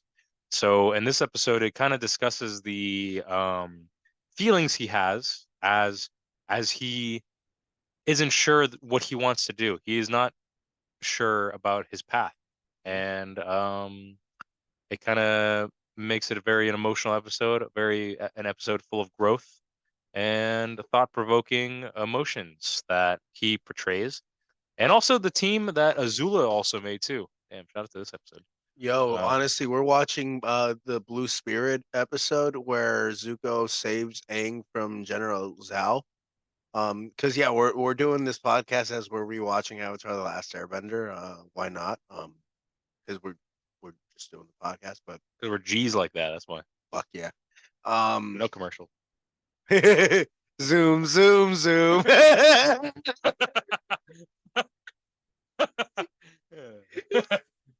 Oh Lord. Um, nah, but like, yeah, this is one of the great episodes. I forgot that this was an episode where they were sick and they had to chew on fucking frozen frogs. That's disgusting. But no, basically they go to a party in episode I think it was episode 5. Yep. And basically the people at the party are making fun of them, and they don't realize that it's the Fire Lord's, like, the Fire Lord's son and daughter. Yeah, the princess and the prince.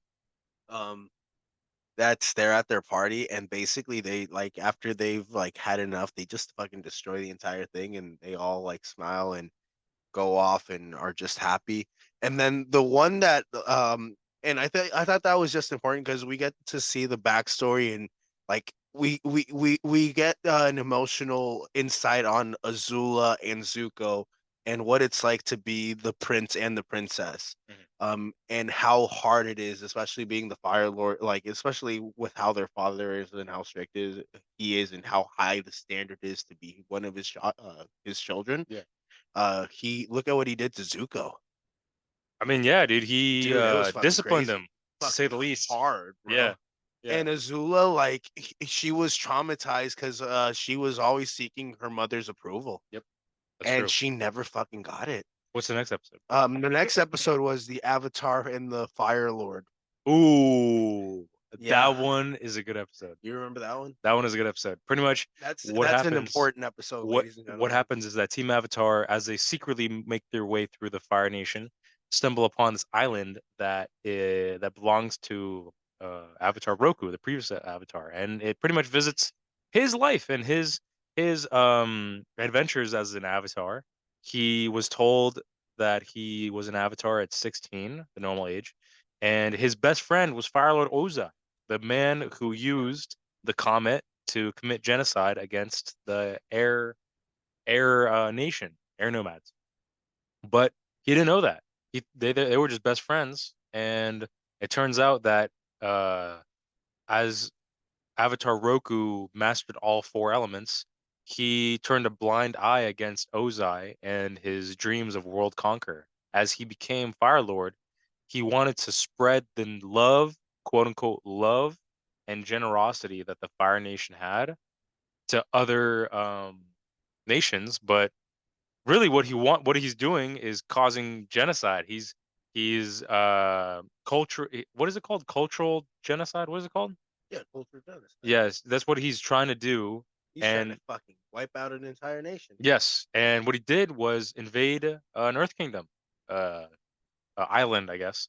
And Roku did not like that. He warned him when they were in like their 50s. But what happened was, since Roku lived on an island, a volcanic island, about 100 kilometers away from the Fire Nation capital, one day it blew up, and Roku tried to stop it, tried to save his home, and he just wasn't able to. Bro, what a fucking dick. You know what pissed me off? What They happened? were best friends, They okay? were, They yeah. were best friends Yep. growing up. He was Roku's best man at the wedding, okay? Mhm. They grew up, they had I believe they shared the same birthday, didn't they? Yes, they did. They Yes. shared the same birthday. Yep. The dude introduced them to his wife, I believe.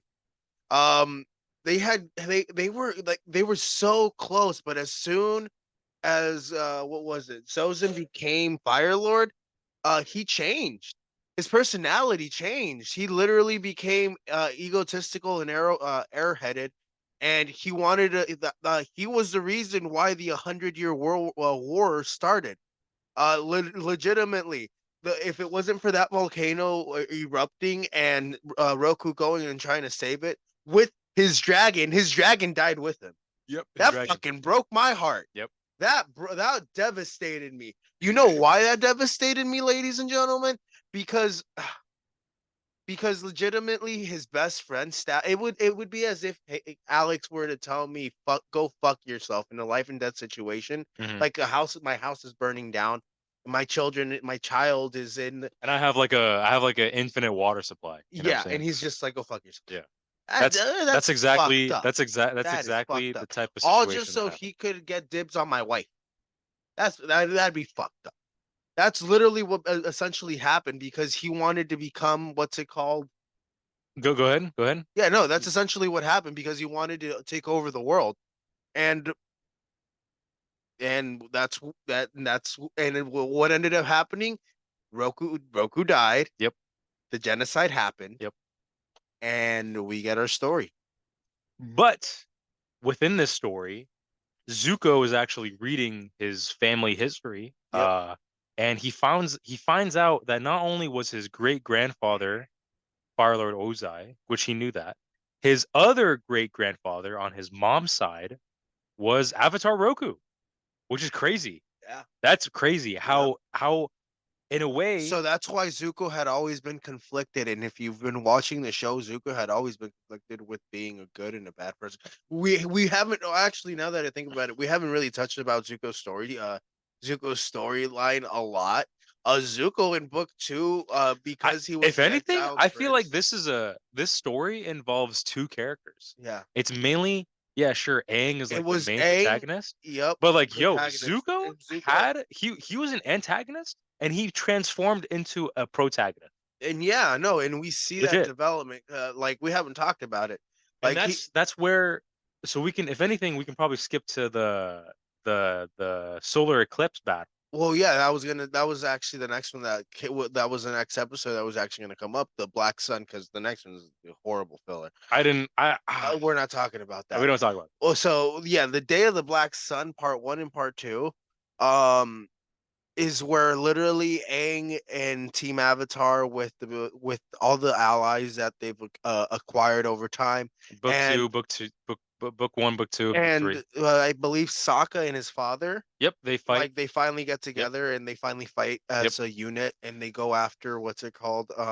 They The invade the Fire Lord, they the invade the Fire capital. Nation through with the help of the Mechanist, in the form of submarines, which is really crazy. Submarines. They get the help of the Swamp People, a bunch of people that they came across through season book one, book two, and yeah, they use the solar eclipse to help them out in attacking the Fire Lord. However, when Aang, Sokka, and Toph make it to the Fire Lord's Chamber of Secrets, who's there? Azula. Dun dun And she dun. can't bend or use lightning or No, anything because it's a no. solar eclipse. Solar eclipses So she's powerless. like what happened to the water tribe when Zhao took out the moon spirit. Oh yeah, and by the way, we didn't touch base on it. Zhao died at the end of that season. No, we did. Yeah, he died. He died. Yeah, he Yeah, died. he Um, died. but Rest in peace. We never saw that man. Actually, we did see him again we in did see him Legend of in Korra, Legend of Korra. Shout out. but he was resting with the That was an spirits. Easter egg. Mhm. What was I about to say? Yeah, so Azula is trying to stall because solar eclipses last for like 2-3 minutes astronomically.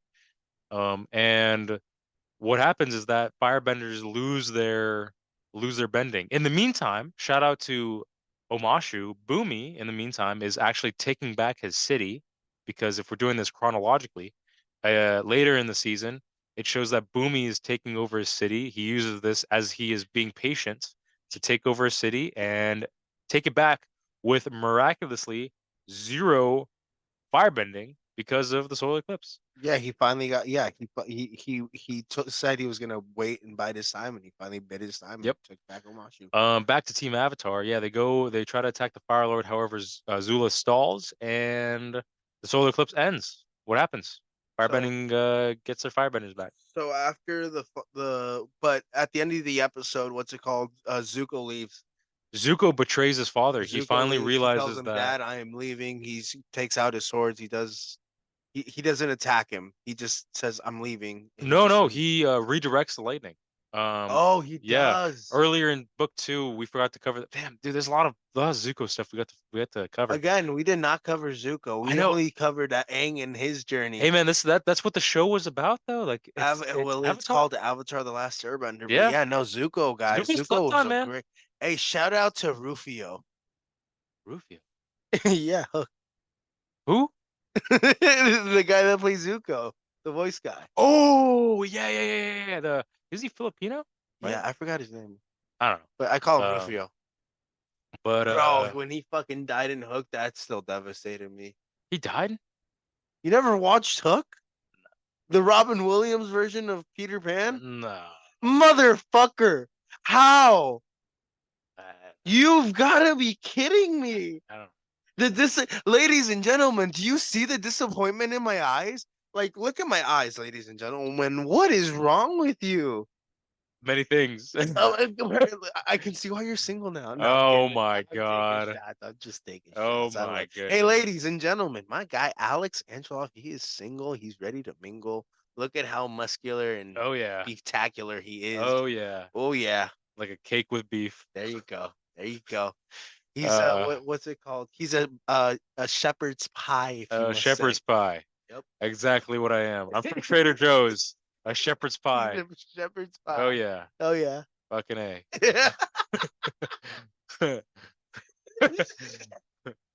What were we talking about? But no, anyway, moving on. Uh, Moving on to so yeah, so Zuko leaves.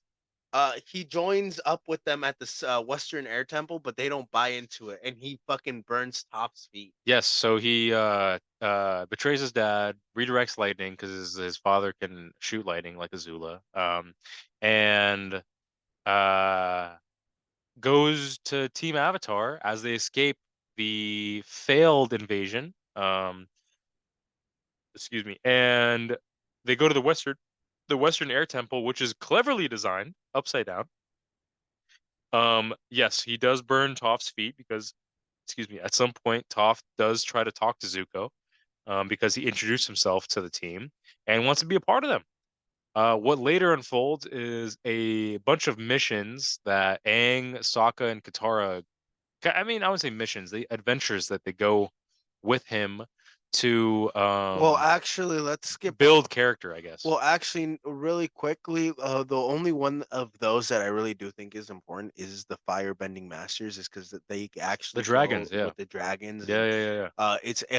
that's when Zuko finally, because remember when he joined up with Aang, he couldn't firebend anymore. No, I mean, changing sides really After he affected burnt him. Toph's feet and he embraced that he was gonna be good, and he lost the fire and the passion that was driving him to go and capture Aang, Yeah, the anger. the He was anger. fueled by anger. So he had to go, and they had to go and find the original firebenders, which Yep. are the dragons, Yep. and they had to do the dance of the dragon. Yep. And the dance of the dragons, or the dancing dragons, I think it was dance of the dragons or the dancing dragons. Yeah. And they became, or they were able to, what's it called? Zuko was able to find his flame, and then he was able to teach Aang how to firebend, and then that's how that relationship just became what it was, because Zuko embraced the friendship that that his grandfather and the original Avatar had, and he wanted to redo that in this lifetime with Aang, and that's the birth of that friendship.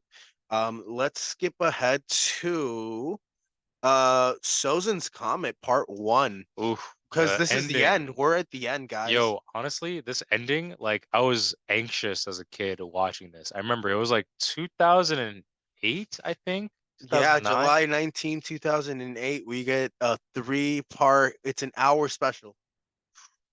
Four. I thought it was 4 parts. No. No, 3-part. It's a 3-part 1 hour special. Ah, And the day before we had seen, oh wow, actually. that was four. No, 4 parts. Damn, actually. They had released basically, It was 3 parts. I think it was three. oh Yeah, you're wow, right. they released an episode a day. Yeah, yeah, that's right. Wow, that's crazy. That's really crazy. That's really That's crazy. interesting. That was interesting. Um, But they released, yeah, it was just a 3-part 1 hour special. Pretty much the ending of the entire show. First part, Sozin's Comet. They're trying to get everybody together. Shout out to the White Lotus. The White Lotus is a secret group, built up on old masters. Uncle Iroh is part of it. He broke out of Fire Nation prison. Boomy was a part of it. Sokka's master was a part of it. Jong Jong, which we didn't mention because it was a filler episode. He was Aang's first firebending He's master, just an ally that they gained over time. and Master Paku So they were a was part of the Secret Lotus Society. White Lotus. White Yeah. Lotus Society. Yep. Secret White Lotus Society. It was mentioned throughout the show that it was It like a White was Lotus. Yeah. mentioned throughout the show, but Yeah. again, this was just all like background filler stuff. Uh, And Uncle Iroh was a part of that. yes. So Uncle Iroh, Boomy was a part of the White Lotus. They So yeah, all the old heads that we've seen, were a secret society. were all, including Sokka's master. Yeah. Yeah. You're Yeah. right. So yeah, no, that was cool seeing them Um, all team up that together. was an ensemble, and then we got to see pretty much to combine all of them. I guess the first 2 parts.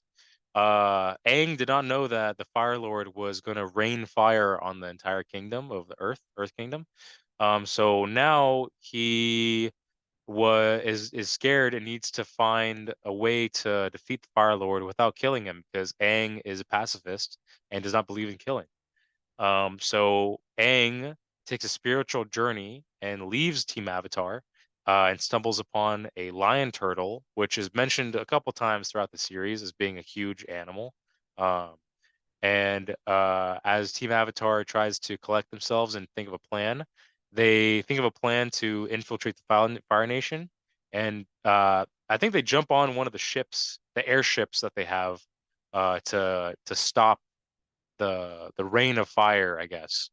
As Aang is with the Lion Turtle gives him some advice and a power to take away bending.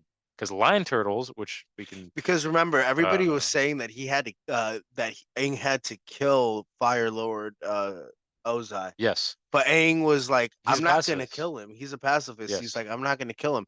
So the fire turtle taught him how, or not the fire turtle, the turtle himself. Yeah, I know. The turtle himself taught him how to what's it called? Uh take away bending, and basically like that came in clutch because Aang, remember, he wasn't able to enter the avatar state anymore. No, he wasn't. Yeah, he Because wasn't. after the accident Uh, and at the end of season 2, yeah. where he got struck in, like, there was a huge gash where like the his arrow was supposed to be complete. hmm He wasn't able to enter the avatar state, and then in that battle, because we finally get to see him fight Fire Lord Ozai, Yes. That was and an amazing fight. great Worth scene. worthwhile, to be honest with And you. without Aang even being in the avatar state, He was he was using all 4 he elements. was kicking ass, He but was then whooping that ass. at some point he did lose. He But was then he losing. was losing, and he had to Yeah. he literally got pushed into a rock, and that rock triggered him being in the avatar state. Yeah. But because Aang had become a master of the 4 elements at this point, he was able to control himself being in the avatar state. He Yep. was able to do what he needed to do to defeat him, restrain him enough to then come back to being normal and out of the avatar state and just take his bending away. Yes. And then we finally cut away to the scene. Or did you have anything to add? I Actually, mean, that scene was actually really great. that's pretty much it. I mean, I would say I was gonna. they fight in the Avatar state, which is incredibly choreographed. Oh, beautifully. Amazing action, colors all over the place. Amazing moves. Just the fighting style of this is insane. He's using all 4 elements at once at one point, and he gets Ozai into a corner, and pretty much takes his bending away. Yeah. To top it all off, he did manage to take it. It was kind of like ooh, he won't be able to do it. He will be able to do it. Kind of shows off like the good and evil, light side, dark side, all that type of stuff. He does it. Everything, everybody's happy and joyful. We cut to a scene. We're kind of cutting a little. We're Well, chopping a lot of the episode off. well, we finally fucking get them. We cut away to the scene where him and Katara finally make out, and Oh, we that's the finally. ending. That's the ending. I wanted to talk about how Zuko becomes Fire Lord. Oh, I forgot about that. Zuko Yeah. does become the See, Fire Lord. and then Oh, and that yo, battle was yo, crazy. so we were missing out is the Oh Agni my Kai God, against that was crazy between against Azula. Anzula and Zuko. That is the one of the best fight scenes aside from Ozai and And Aang. Katara, bro, Katara with the clutch save. Yeah, okay. Because Katara was the one that actually won the Agni I wish Kai. that fight was longer, man. I wish that fight if it was longer by like a Zuko minute. lost the Agni Kai, didn't he? Yeah, because Katara was in the way. She just I don't know why the fuck she Azula just like focused her attention on yeah. Katara. I don't know why you can see in the scene Katara ran towards Zuko, like she's like 10 feet away from him. And then during that entire fight, oh yeah, let me just hide in the corner while 2 flamethrowers go at it. And bro, that fucking And fight towards scene was the end, crazy. she's like, "Oh, let me stand right next to him." Okay? Let me stand right next to the fucking guy who is standing against like the devil pretty much of the whole show. Yes. And then she's like, "Oh yeah, let me just stand right next to him. I'll be safe. Yeah, I'll be safe. There's not gonna be any lightning." No, this bitch Azula throws landing at her. Zuko stands in front, nearly dies, and eventually Katara corners Azula, manages to chain her up, and she's crazy at this point, and chains her up and everything like that. But yes, we cut to the end. Fire Lord Zuko, he's the leader. He wants a world of peace with Avatar, christened the Avatar, Aang of this new time of peace, and it cuts to everybody in Iroh's tea shop having And fun. Bossing Say. And Bossing Say having fun for the last time, making a painting, laughing around, and we cut to Katara and Aang making out. Making out. Yep. And that's the ending. That's the ending. That's Avatar: Last Airbender. Yeah, that was a great show. I love that show. I can't wait for the live action. That's gonna Yeah. be fucking crazy. We're gonna actually touch base on that. We're gonna. I wouldn't mind doing like an episode review on that. To be honest with you, that would be pretty sick. What on the upcoming stuff? Yeah. Yeah, we could do another episode just on that. No, just like like episode 1 or episode 2, or like. Oh, you want to do an episode? Oh, bro, let's fucking do that. I'm fucking down. Let's break it down. Let's Okay. actually break it down Oh and yeah. compare it. We've watched. Yeah, I'm down. I'm down. And then, dude, it's lit. We could So talk about Legend of Korra another time. yeah, I we'll mean, talk about that at some pretty other time. much it's a continuation of the series. I mean, It's the same next universe, generation. next generation, It's the same universe, next generation, but more modern, really, like 1940s ish. yes, Yeah. yes, yes. This is literally the Avatar after Aang. Um, but yeah, that concludes our Avatar: The Last Airbender recap. Guys, appreciate you guys for being here and listening to the podcast. Yeah. Thank you. We Thank you for love you joining us guys. both. Alex, empowering with positivity. Let's leave on a positive note. You have I anything would positive to say? say a big thing that I would take away from the show is patience. You never really know what will happen until you wait for it. And if you wait for the right moment, that's when your time to strike is. And I think that everybody should wait for the moment that yearns for them to take action. Um, Even though if you don't, sometimes learning from that moment will make you a better person. However, not taking action is just as bad as taking action in the wrong moment and making a mistake. So be patient with your life. Yeah. I just want to say, hey, bro, I just wanted to say thank you. If it wasn't for you starting your podcast, I had this shit since April of last year. Yeah. Um, you really like pushed me to put out my first episode. Oh yeah, And man. I bro, mean, now I have like what I have 6 to 7 episodes. This is another episode, and this is my third episode, I've done really. 22, yeah, and I've done 22 videos of editing or whatever. So I got a whole new skill set. And dog, like if it wasn't for you doing this, bro, I wouldn't be. I don't think I would have finally like took the dive and finally started my podcast. So, bro, Yeah. I want to say thank you. I love you. You're my brother. I love you too, man. Um, Honestly.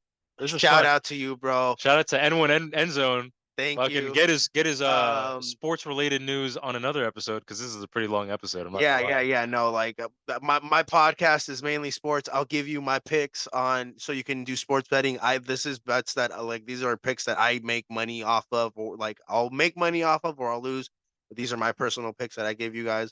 6-1 last week. Currently 2-2.